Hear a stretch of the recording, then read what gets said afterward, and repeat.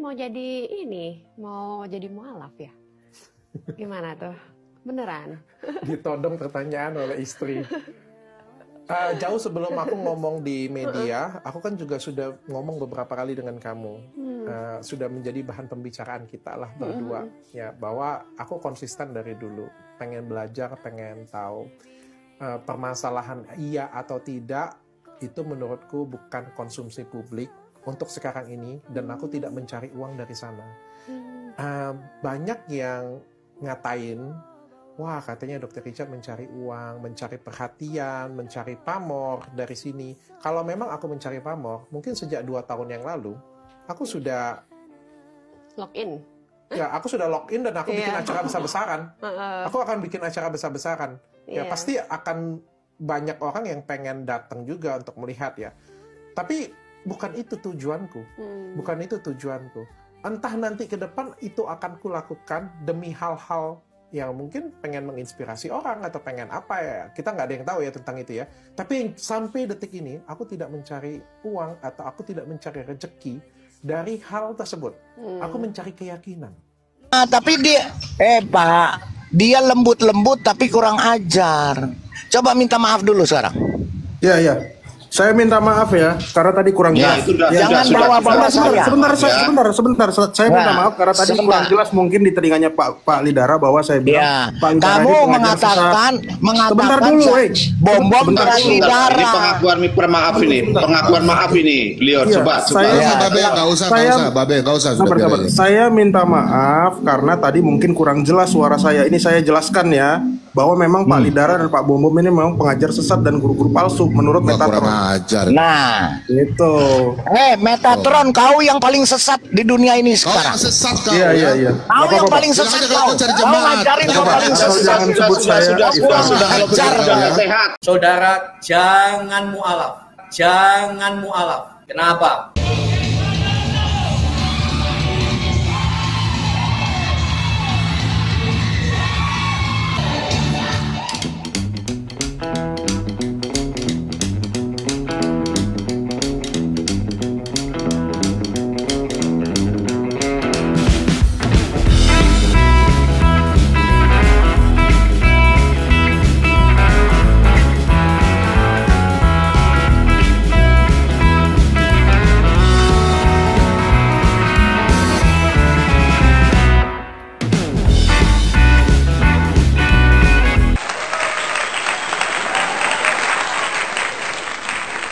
Di surga pun kampret.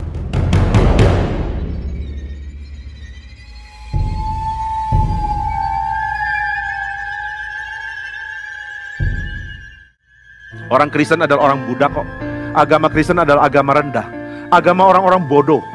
Paulus mengatakan kepada jemaat Korintus waktu awal kekristenan berdiri di Korintus. Yang percaya itu yang bodoh loh. Yang pintar-pintar nggak mau percaya. Yang percaya itu adalah yang rendah di antara kamu. Bayangkan agama Kristen menyebar sebagai agamanya orang bodoh, agamanya budak, agamanya orang kurang terpelajar. Siapa mau ikut agama seperti ini? So itu belajar apologetika ya. Ikuti ya, nanti kita bikin komunitas. Tetapi bagaimana saya beritahu, kalian harus belajar apologetika. Tolong hamba Tuhan dengar ini. Saya sudah hampir 2 tahun sibuk mencari hiburan kan. Ya contohnya nonton video inilah.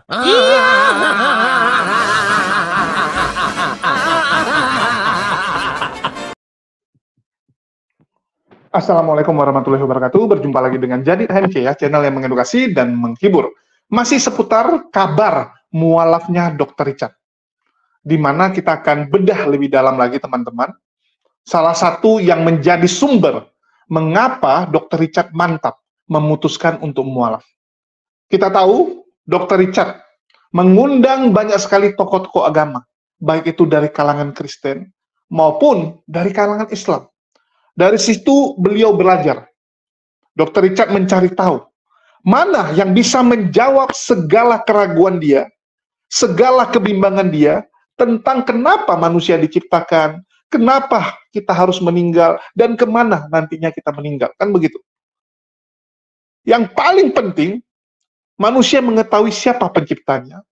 Terus kenapa kita diciptakan? Kalau toh nantinya juga meninggal, kan begitu. Ribet amat Diciptakan, tapi endingnya dimatikan. Untuk apa? Terus kemana kita? Setelah meninggal, apa yang akan terjadi? Paling penting dalam hidup, itu 3 hal itu aja yang perlu kita ketahui. Siapa Tuhan kita kan? Untuk apa kita diciptakan? Dan kemana kita pergi? Kalau memang ada surga dan neraka, apa yang membuat orang masuk surga? Apa yang membuat orang masuk neraka? Itu yang perlu kita gali. Dan Dr. Richard berhasil menemukan jawabannya hanya di dalam Islam. Hanya di dalam Islam ya. Ini yang teman-teman harus ketahui. Dan kita bisa lihat dari konten-konten yang selama ini dibuat oleh Dr. Richard, dan salah satu, ya di sini, ini bukan sesuatu yang biasa ya, konten kali ini teman-teman harus nonton sampai selesai, karena ini benar-benar ya, akan membuka wawasan teman-teman Kristen. Jadi bagi teman-teman Kristen, marilah kita sama-sama belajar, cari tahu kebenaran. Di sini teman-teman bisa lihat, ya ini channelnya Dr. Richard langsung, yang tentu saja judul yang dibuat itu atas izin, ya dibuat oleh Dr. Richard sendiri. Di sini, saat ngobrol dengan Jesselyn Mualaf, ya, Dr. Richard buat judul apa? Islam selalu punya jawaban. Artinya, Dr. Richard mengakui hanya di Islam lah. Semua pertanyaan-pertanyaan tadi itu ada jawabannya. Ya, hanya di Islam, semua ada jawabannya. Sedangkan di kekristenan, yang ada hanya kebingungan. Hanya kebingungan. Menurut Dr. Richard Lee, bukan saya ya. Menurut Dr. Richard Lee, di Kristen itu hanya memaksakan agar jemaat itu imani saja. Padahal nggak bisa dong seperti itu.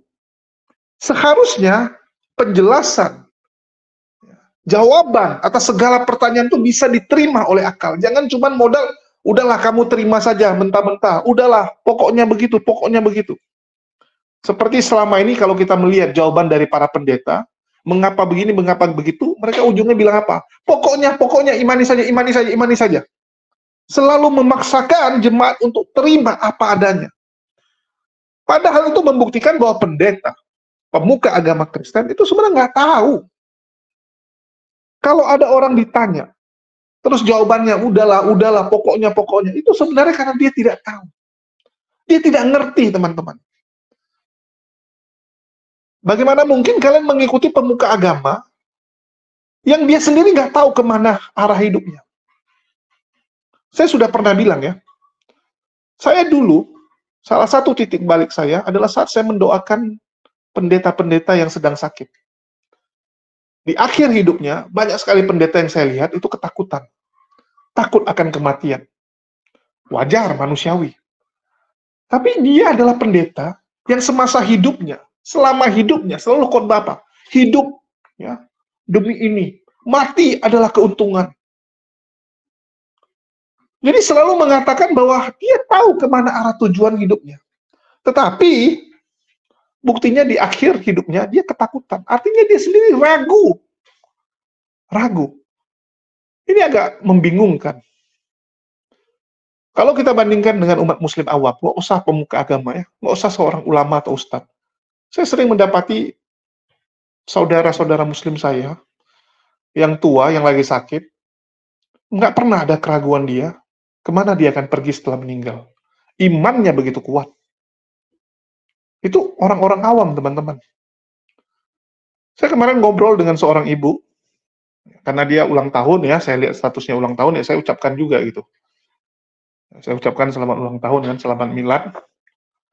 Terus ibu tuh bilang, iya, udah umur sekian, ya, umur 72, bayangkan teman-teman. Jadi dia sendiri bilang, nggak tahu sisa umur berapa. Dan dia siap. Dia nggak sabar untuk menanti. Nggak sabar untuk menanti yang berikutnya. Imannya kuat. Nah ini beda dengan yang sebelah, mohon maaf kita katakan.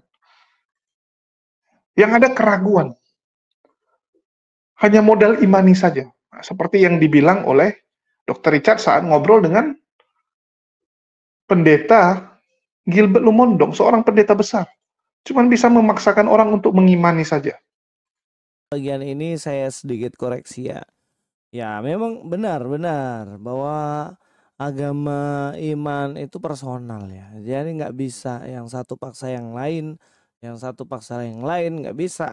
Itu sendiri-sendiri, itu udah jelas sekali. Sehingga kalaupun itu keputusan dari si dokter ini ya terserah dia. Itu pun kata istrinya seperti itu. Tapi yang jadi persoalan adalah yang penting tujuannya baik katanya. Yang penting berbuat baik, jangan pindah makin jadi sesuatu yang buruk begitu. Dan dia mendukung dan setuju. Nah ini nanti persoalan. Ini persoalan kenapa? Ketika dalam satu rumah tangga kemudian berbeda iman karena ajaran pokoknya beda nih. Nah ini nanti jadi persoalan. Seperti contoh, seperti poligami contohnya.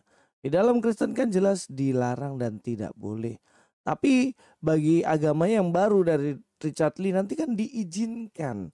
Kemudian kalau misalnya si dokter ini tanya sama istrinya yang mengizinkan, kemudian dia pindah gitu kan, kemudian dia berizin, istriku aku minta nambah 1 istri. Wah, kamu secara hati nurani dan secara agama jelas gak mau kan ya, tapi mau gak mau bagaimana, itu kan ajarannya dan diizinkan.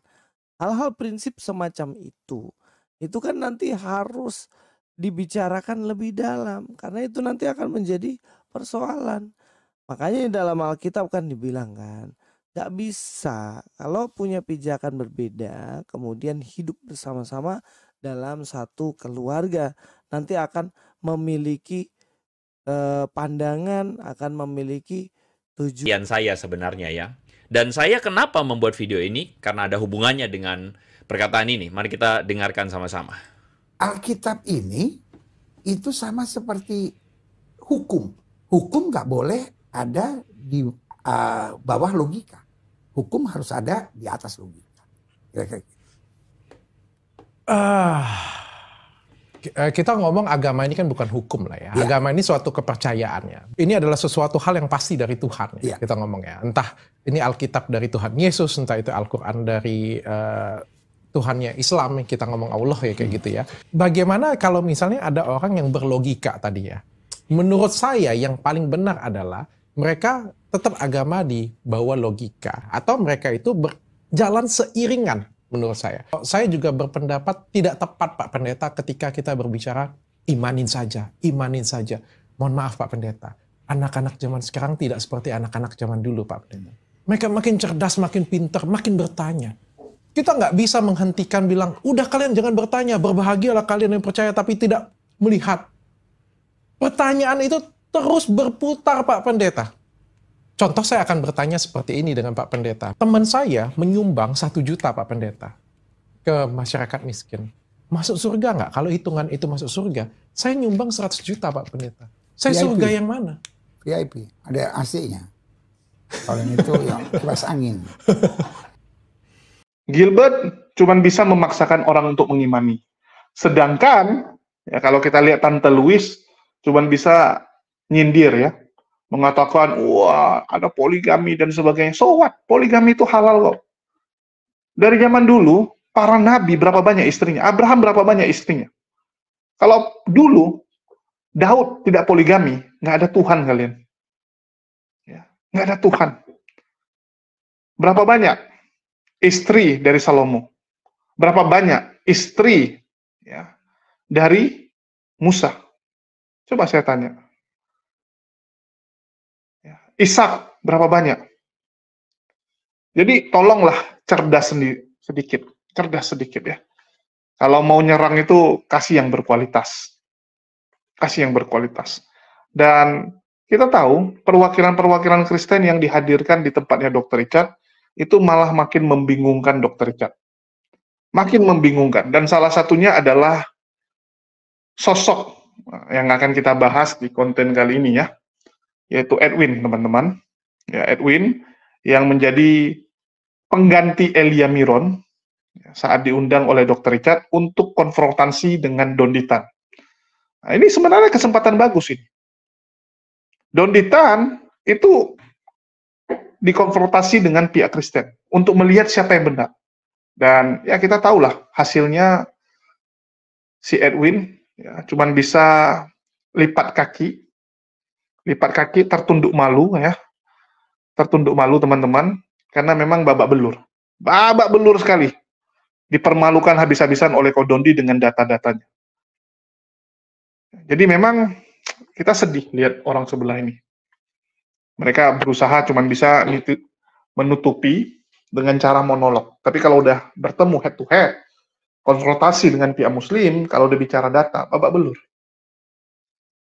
Gara-gara Edwin nggak bisa menjelaskan, maka makin kuatlah Dr. Richard untuk memilih mualaf. Dan di kesempatan ini saya akan tunjukkan lagi, ya, inilah kualitas dari teman-teman kita sebelah. Edwin itu kalau di Komal, dia nickname-nya ya, di medsos dia nickname-nya tuh Profesor Metatron. Dan saya rasa kalian udah kenal lah sebagian ya. Dari suara mungkin kalian juga tahu, ini Metatron adalah Edwin. Dan mereka sendiri sampai detik ini aja belum sepakat siapa Tuhan mereka. Mereka belum sepakat cara selamat, mereka belum sepakat segala hal. Banyak sekali fundamental iman yang tidak mereka sepakati dan mereka masih bingung. Masih sangat bingung dengan ajaran ini.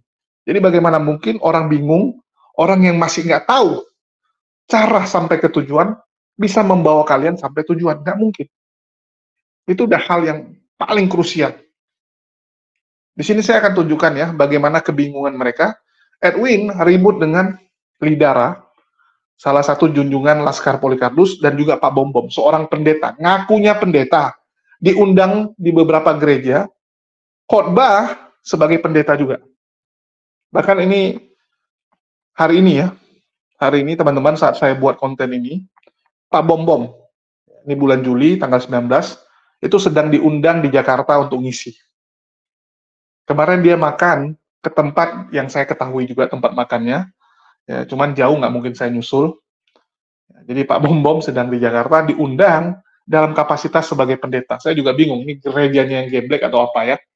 Ini gerejanya wajib nonton nih. Saya akan ngetek. Ya, saya akan ngetek gereja tersebut biar kalian tahu bagaimana pengajaran Pak Bom Bom yang disebut oleh Edwin sebagai pengajar sesat. Pengajar sesat, ya. Oke, kita dengarkan dulu. Sama pengajar-pengajar sesat, makanya saya nggak mau masuk room. Ya, sekarang udah terserah lu mau bilang gua sesat nggak apa-apa. Sekarang kau ngaku dulu pada ketiga Bom Bom ajaran sesat lagi itu contoh. Ada nggak? Ya, saya bilang karena Bapak mengajarkan baptisan adalah percik. Berarti Anda ada mengaku kan, bilang saya ajaran sesat lagi kan? Betul toh? Anda ngerasa nggak ngomong seperti itu? Kalau Anda ngerasa berarti Anda betul-betul sesat sesuai apa yang saya bilang. Maksudnya Anda kan sudah menuduh saya. Saya nggak pernah menuduh orang. Saya nggak nuduh, saya pasti ngomong terang-terangan Pak Bom Bom. Oh, berarti Anda menuduh kan? Bilang saya kan? Saya ngomong terang-terangan. Ya, yang penting netizen bisa menilai bahwa Anda sudah bilang saya ajaran sesat. Itu aja, saya nggak perlu dibela, nggak perlu. Anda buktikannya pakai YouTube, itu nggak fair. Makanya saya nanya di sini, gimana Anda Pak? Anda ini kok ditanya muter-muter saja, muter-muter. Ini bro, dengar tuh baik-baik. Saya nggak ada masalah dengan Anda. Anda mau hina saya nggak apa-apa. Nggak ada masalah. Sekarang begini, Anda ada ketik, ada nggak Anda jujur aja? Ketik Bom Bom ajaran sesat. Ada nggak ada? Itu udah ditegaskan, udah. Jangankan saya ketik itu Pak. Ya, 2 hari lalu saya udah bilang. Ya, waktu saya lagi nah, live, ini kan kalian kan, saya tanya cuma satu kata saja, kau putar ke sana. Saya cuma tanya satu kata. Oh iya, saya mesti ini pengakuan supaya netizen menilai. Biar netizen yang menilai aja. Kau ada ketika Bom Bom ajaran sesat, betul ada? Makanya ini saya ngomong, sabar dong, dengar baik-baik ya. 2 hari lalu udah saya tanya. Kau ada ngomong, udah terakhir, udah. Saya nggak apa-apa. Kau mau bilang saya sesat, saya nggak putih. Kau bilang aja, kau ada ketik Bom Bom ajaran sesat. Udah boleh ngomong lagi nggak? Potong terus. Iya. Coba. Terima kasih banyak ya. Terima kasih banyak. Saya udah ngomong yang penting saya udah tanya. Netizen nilai. Turun, saya belum klarifikasi. Saya nggak turun, saya nggak peduli dengan kau. Saya nggak peduli. Kau bukan siapa-siapa saya nggak peduli dengan kau. Cuma kau pengecut aja. Kau orang bisa nilai kau pengecut. Kau berani ngomong. Ya udah. Saya cuma tanya sekali lagi. Sebelum saya tutup diam. Saya nggak bakal layani kau. Kau bicara apa? Kau ada tulis nggak? Bom Bom pengajaran sesat. Ada nggak kau tulis? Ya, saya bilang di live dan saya tulis tadi. Ya, 2 hari lalu saya itu bilang namanya gentleman. Yang penting kau sudah tulis ya. Oke. Ya. Dengar, kalau tidak mau disakiti, jangan menyakiti orang. Ya. Kalau tapi tidak mau disakiti, jangan menyakiti orang. juga harus menjelaskan. Kau ketemu saya begini kan, kau tidak suka dan saya. Nggak apa-apa, Prof. Metatron juga jelaskan ya. Ya. Yang penting saya tidak ada masalah Bahkan sama di live lu. saya bilang saya nggak mau ikut saya pengajaran tidak sesat. pernah mengatakan Saya nggak mau ikut pengajaran sesat, salah satunya Pak Bom Bom. Nah, itu saya Ya bilang di live sudah, 2 hari nanti lalu. netizen yang menilai, terserah. Itu kan nanti netizen, kalau tidak mau ikut saya terserah, netizen yang menilai saya. Ya, oke? Iya, karena Jadi Anda gitu ya. bilang Yudas Terima kasih adalah banyak. orang Saya yang no masuk comment. surga. Ya, selesai. Yang penting kau sudah mengaku. Oke, udah. Anda mengatakan Yudas masuk surga dan Anda dengan yang namanya Lidara itu melecehkan semua yang mengklaim bahwa Yudas itu tidak masuk surga. Saya dan teman-teman saya, bukan cuma saya. Nggak semestinya seperti itu Pak Bom Bom. Saya nggak pernah ada masalah dengan Pak Bom Bom. Tapi begitu dialog begini, kenapa jadi sesama Kristen Anda lecehkan? Saya dan teman-teman saya. Teman-teman saya itu tidak semuanya ortodok loh. Yang ortodok cuma saya. Jangan Anda punya komal, Anda lecehkan orang, Anda ngerasa sok paling paham. Kalau saya bilang Anda sesat gara-gara Anda bilang Yudas masuk surga, ya wajar. Sekarang gereja mana yang bilang Yudas masuk surga? Cuma Anda yang ngomong. Ini lagi ngomong pendeta tapi ngomong baptis itu artinya percik. Baptizo itu selam. Saya ulangi lagi nih, ke-6 kalinya. Baptizo itu selam. Jangan dipelintir lagi. Oh, Metatron bilang baptis percik itu sesat. Percik itu, makanya saya mau jelasin sejarahnya kenapa bisa ada baptis percik. Itu yang saya tuntut ke Anda. Anda mestinya jelasin, jangan ngasih link YouTube. Saya bilang yang dibaptis percik itu tidak sesat. Cuma mesti diketahui sejarahnya gimana. Tadi kan yang si Maher nanya, orang Malaysia itu dibaptis. Emangnya sesusah itu air di Malaysia sampai harus percik? Kan gitu. Mestinya Anda jelasin dong. Jangan malah ad hominem ngantem, ngajakin berantem. Mentang-mentang badan saya kecil. Shalom. Saya nggak pernah bawa-bawa denom ya buat nyerang-nyerang siapapun. Saya selalu bicara sejarah. Nah, saya sebetulnya tadi mau menjelaskan begini. Baptis percik itu memang baru dimulai di setelah abad pertengahan. Yang mulai siapa? Yang mulai adalah gereja Katolik, bukan gereja yang satu itu. Itu makanya kami tidak setuju dengan itu. Nah, gereja Protestan lahir dari Katolik dan dasar itu menjadi tradisi yang udah dibawa oleh Martin Luther. Ya itu saya jelaskan. Nah, pertanyaannya apakah itu sesat? Ya tidak. Secara iman, ya itu sudah dijadikan DNA bagi gereja-gereja yang menggunakan baptis percik. Tapi secara sejarah itu sudah ada penyimpangan karena ada bahasa baptism yang artinya membenamkan atau mencelupkan atau imersif tadi. Dan yang kedua ada kata rantizo yang artinya memercik. Nah, Tuhan Yesus mengatakan di dalam Matius 28 ayat 19, dia tidak mengatakan kata rantizo, perciklah dalam nama Bapa, Putra, dan Roh Kudus. Tapi dia mengatakan baptislah, baptizo. Nah, tadi yang saya tuntut pertanggungjawabannya itu doang sebetulnya teman-teman. Cuma kalau mau dibenturkan antara ortodok, Protestan, sebentar Pak Bom Bom. Pak Bom Bom. Mas Wawan, sebentar. Kalau mau dibentur-benturkan main jurus-jurus itu, oh ya udah. Saya kemarin sudah bilang, saya berlepas diri dari ajaran sesat. Makanya saya nggak mau ke roomnya yang ada Pak Lidara atau Pak Bom Bom. Jujur saya bilang. Tapi sekarang kalau kalian mau membenturkan seolah-olah saya cari jemaat dengan gereja saya yang susah, ya. Ingat, gereja saya gereja susah. Saya nggak akan mau membackup kalian lagi untuk masalah sejarah dan apapun. Saya serahkan aja kalian, ya udah lawan Islam, lawan Katolik, ya udah. Itu aja. Saya nggak peduli. Saya bilang saya nggak nyari follower dan saya juga.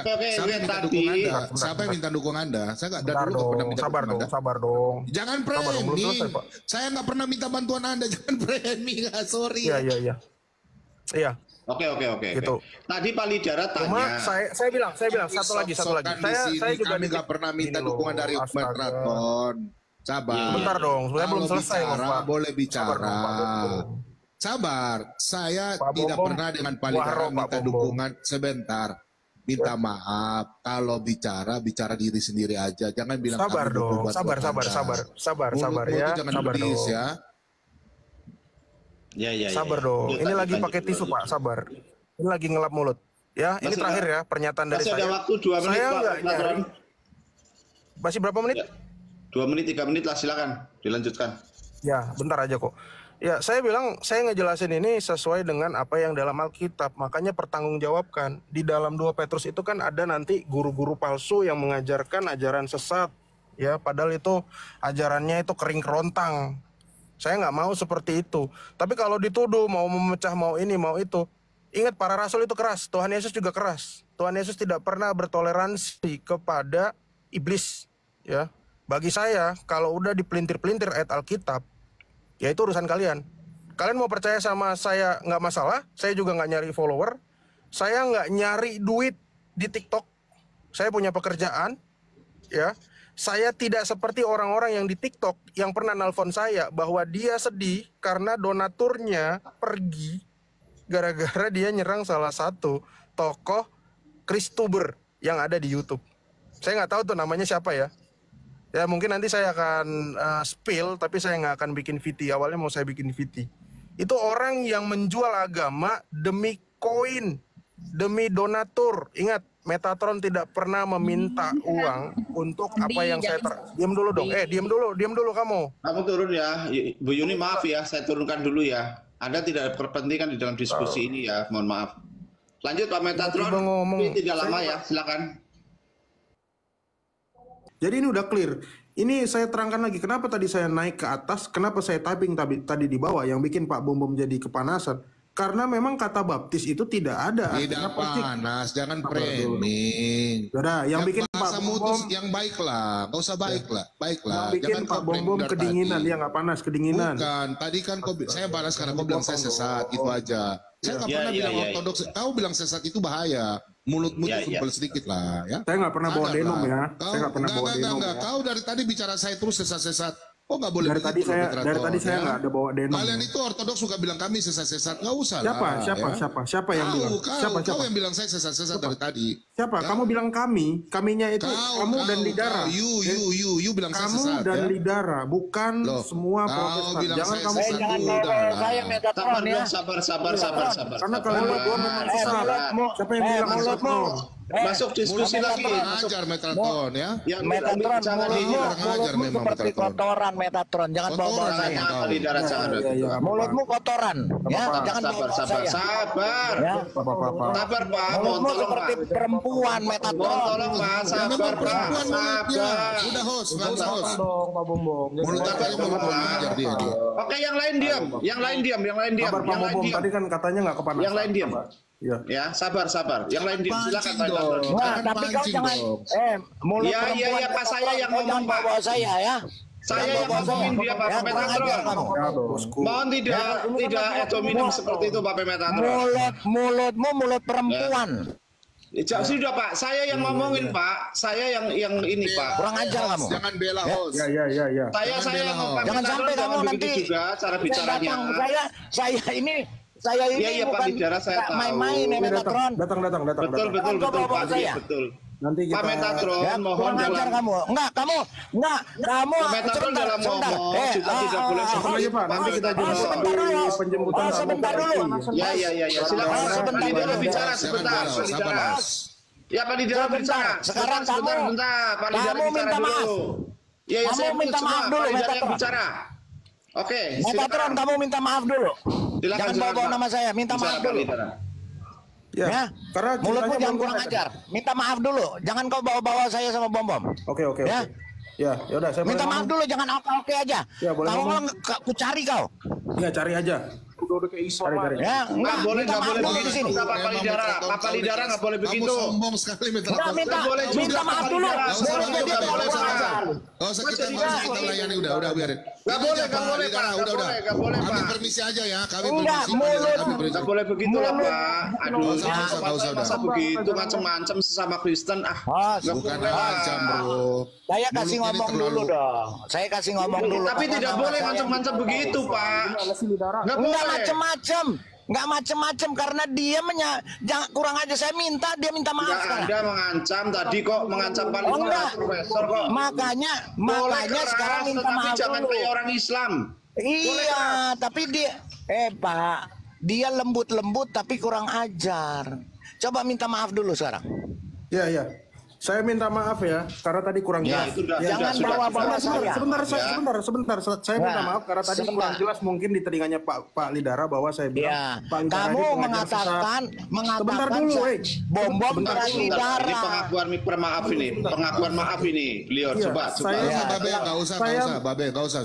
Saya minta maaf karena tadi mungkin kurang jelas suara saya. Ini saya jelaskan ya, bahwa memang Pak Lidara dan Pak Bom ini memang pengajar sesat dan guru-guru palsu menurut Metatron. Nah, itu. Metatron, kau yang paling sesat di dunia ini sekarang. Sesat kau. Iya. Kau yang paling sesat kau. Kau ngajarin kau paling sesat. Jangan sebut saya. Sudah kalau begitu udah nggak sehat. Begini udah nggak sehat ya. Begini udah nggak sehat ini kalau begini. Udah nggak usah. Saya turunkan semua. Saya turun. Teman-teman sudah saksikan ya. Mereka masih bingung teman-teman. Bahkan Pak Bom mengajarkan apa? Yudas masuk surga. Dulu nggak gitu dia. Sekarang udah terpengaruh Wak Donat mungkin karena sering berteman, berdiskusi dengan Wak Donat. Sekarang Pak Bom juga ikutan mengatakan Yudas masuk surga. Yudas memang dipilih khusus untuk peran tersebut. Jadi memang sengaja jadi bad cop. Sama seperti misalnya orang tua didik anak gitu kan. Jadi misalnya ibunya bagian yang kejam, ya bagian yang suka marah-marah, bapaknya nanti yang sayang anak. Jadi memang bagi peran mereka. Yudas itu dipilih untuk bagi peran. Dia dapat tugas spesial di pengkhianat. Itu pandangan dari orang-orang yang mengatakan untuk surga. Belum lagi untuk hal-hal krusialnya. Jadi Edwin itu mengadakan Pak Bom sesat. Oke lah, kalau dasarnya seperti itu, ya wajar dia sesat. Dan sebenarnya mereka ini sama-sama orang sesat. Sama-sama orang sesat. Kalau bisa lihat, ini kapasitas ini membantu. Sebenarnya mereka ini ya, orang-orang yang punya nama, punya posisi di pelayanan gereja. Tapi mereka kalau diskusi coba lihat, waduh sadis teman-teman. Kalian bisa bandingkan dengan Muslim. Muslim itu beda pendapat sekalipun. Nggak pernah ribut seperti ini. Ya misalnya contoh nih, ada yang beda pandangan. Ini udah sekedar beda, tapi ujung-ujungnya selesai. Itulah bedanya. Kita punya semangat. Ya, kita punya semangat yang membedakan antara Islam dan orang-orang kafir. Ya. Ini teman-teman harus catat, harus benar-benar lihat baik-baik. Kalian bisa lihat, ini orang-orang tua, tapi ujung-ujungnya apa? Maki-maki. Berantem. Wah, gila teman-teman. Ya. Saya nggak ngerti gitu, orang tua kok masih bisa seperti inilah. Belum lagi ini pemuka agama, bukan jemaat biasa loh. Aneh sekali. Kenapa bisa seperti itu? Karena iblislah yang menjadi bapak mereka. Merasa paling pintar, merasa paling suci, merasa paling benar, itu semangat mereka, spirit mereka seperti itu. Kalau kita ya, teman-teman, saya misalnya beda pandangan misalnya sama Kores, saya akan hargai sekali, karena saya tahu, dia ngomong bukan tanpa dasar, ada ilmunya. Maka saya akan dengar.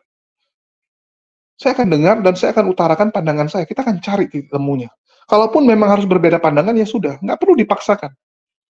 Tidak perlu dipaksakan, beda dengan mereka.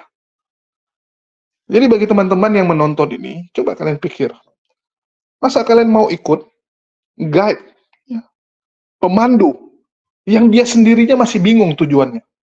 Bagaimana mencapai tujuannya? Masih kebingungan. Mereka ini orang-orang yang nggak pernah ke sana kok. Mereka belum pernah ke surga. Mereka nggak ngerti. Mereka hanya orang-orang kepo yang sok tahu. Padahal mereka tuh hanya orang buta yang menuntun orang buta. Jadi bagi teman-teman, tujuan kita suguhkan video-video seperti ini untuk membuka mata kalian. Jangan lagi mau ikut dalam ketersesatan ini. Yuk bertobat, review benar-benar ajaran ini. Review benar cara kalian untuk masuk surga. Pilihlah kapal yang benar. Ini sama-sama nih, pulau kita sudah mau tenggelam ya, karena waktu kita di dunia semua terbatas. Mau agama apapun, yang namanya manusia pasti akan mati. Kecuali kalian langsung diangkat seperti Henok dan Elia. Itu lain cerita ya. Itu benar-benar extraordinary. Dari puluhan miliar manusia yang pernah hidup, cuman ini yang tercatat pernah langsung masuk surga kan. Kalau kita pasti akan meninggal. Jadi pilihlah kapal yang benar. Tujuan kita surga. Kapal mana yang akan sampai ke sana? Kapal Islam, Kristen, Buddha, atau yang mana? Periksa bagus-bagus kapalnya. Karena kesempatan kalian sekali. Kalian nggak bisa tukar kapal di tengah jalan nantinya. Nggak bisa lagi. Pilihan cuma sekali. Udah meninggal, selesai. Udah selesai. Jadi semasa masih hidup, semasa masih di dunia ini, tentukan dengan benar. Sekarang udah ada medsos, gampang pelajari. Kalau zaman dulu harus ke tempat ibadah, ya, harus beli buku, wah ribet, harus ke perpustakaan. Kalau sekarang kalian udah dapat nih suguhan. Apa itu Islam, apa itu Kristen, kenapa Kristen beda-beda antara Ortodoks dengan Katolik, dengan Protestan. Wah, Protestan juga antar denominasinya beda-beda, ya. Advent bilang gini, nanti Reform bilang gini, Karismatik bilang gini. Ini apa ini semua nih? Kok beda gitu kan? Tolong pikirkan baik-baik. Terus kalau ada yang bilang, wah Islam tuh begini begitu, coba direview ulang, coba dicari tahu. Kita nggak memungkiri bahwa di Islam juga banyak oknum-oknum yang nggak benar. Itu udah pasti. Dengan jumlah penduduk Muslim 250 juta orang di Indonesia, tidak mungkin semua benar. Nggak mungkin, nonsens itu. Tapi kita lihat secara persentase. Saya dulu pernah ya mengajak joker swasta untuk hitung-hitungan nih.